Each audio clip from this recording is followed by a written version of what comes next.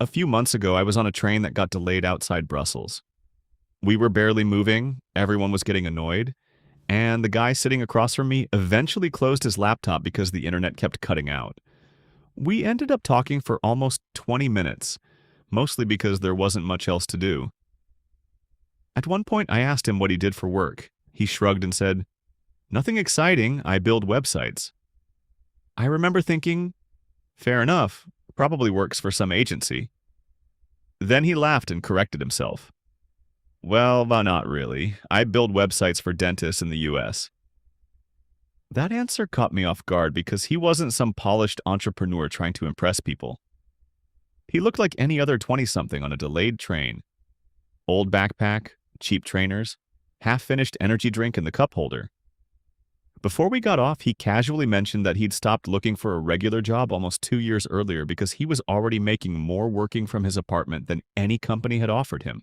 I thought about that conversation for days afterwards, not because I suddenly wanted to build websites for dentists, but because it completely broke the picture I had in my head of what success was supposed to look like. Growing up, successful people were easy to spot. They wore expensive clothes, drove nice cars, worked in impressive buildings, and if someone made good money, everyone around them usually knew it. Today, that's not true anymore.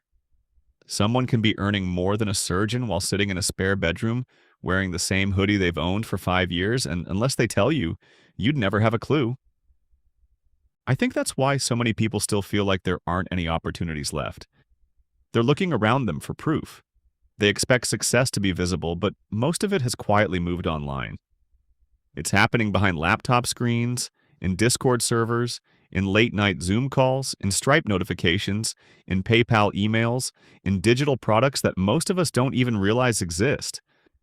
The strange part is that these people aren't celebrities, they aren't featured in documentaries, and they probably aren't posting photos of rented Lamborghinis. They're just ordinary people who figured out how to solve a problem for someone else using the internet. A friend of mine once told me about a guy he knew from secondary school. Apparently, he wasn't the smartest kid in class, he wasn't the popular one either. And nobody would have guessed he'd end up doing anything extraordinary. A few years later, someone bumped into him at a football match and asked where he worked. He said he didn't really have a workplace because he spent most of the year traveling. Everyone assumed he was living off his parents or had inherited money. The reality was much more boring. He sold Excel templates to small businesses. That's it. Excel templates. Not exactly the glamorous startup everyone dreams about, yet he'd quietly built something thousands of companies found useful. Nobody saw the years where almost nobody bought them. They only saw the freedom he eventually had. That's something I've noticed over and over again. We love hearing about outcomes, but almost never hear about the years before the outcome. We see the YouTuber with 1 million subscribers, but not the first 80 videos that barely reached 100 views. We hear about someone selling an online business, but never about the evenings where they questioned whether they were wasting their time. Success always looks obvious in hindsight because our brains skip the boring middle, and ironically, the boring middle is where almost everyone quits. I used to think the internet rewarded talent above everything else. The more people I meet, the less I believe that. It definitely helps to be talented, but consistency seems to beat talent far more often than people realize. The people who quietly win online usually aren't the loudest or the smartest. They're the ones who keep publishing when nobody is watching.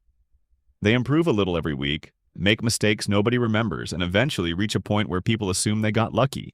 Luck is a funny thing because from the outside it often looks exactly like 5 years of invisible work. One thing that really changed my perspective happened when I started paying more attention to what people actually spent their evenings doing. Think about it for a second. 2 people finish work at 6 o'clock. One goes home, watches videos until midnight, and repeats the same day tomorrow. The other spends 2 hours learning video editing, writing, coding, marketing, or sales before relaxing. After one evening, there's almost no difference between them. After a month, still not much. After 3 years, they're living completely different lives, and people will often describe the second person as lucky, even though the only real difference was how they used a few hours most days. The internet has done something no generation before us really had. It removed an incredible amount of gatekeeping. If you wanted to reach thousands of people 20 years ago, someone usually had to give you permission. A TV station, a newspaper, a publisher, a record label, an employer. Today, you can wake up with an idea, film it on your phone, upload it before lunch, and reach more people than a local newspaper ever could. Does that mean everyone succeeds? Of course not. But it means the opportunity exists, and that's a massive difference. Sometimes I wonder how many people are quietly becoming successful without anyone around them realizing it. The person serving your coffee in the morning might spend evenings building an app. Your neighbor might be running an Etsy shop that makes more than their day job. Someone in your office could have a YouTube channel you've never heard of because they never mention it. The internet has made success much quieter than it used to be, which is probably why so many people think it's become rarer, when in reality it's simply become harder to notice. The biggest shift isn't that making money online is easy, because it isn't. The biggest shift is that ordinary people finally have access to opportunities that used to belong almost exclusively to companies. You don't need permission to publish, to sell, to teach, to build an audience, or to find customers anymore. What you do need is patience, because almost everything worthwhile online takes much longer than people expect. That's where most people lose.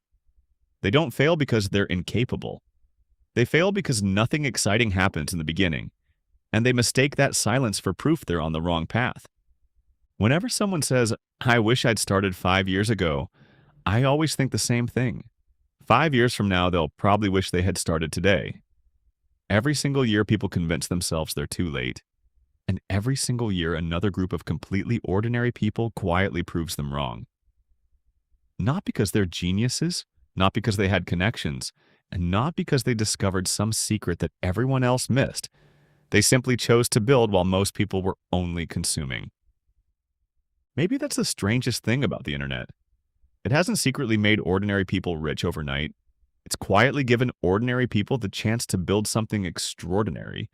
And because most of that work happens behind closed doors, the rest of us often don't even notice it's happening until years later, when it suddenly looks like it all happened at once.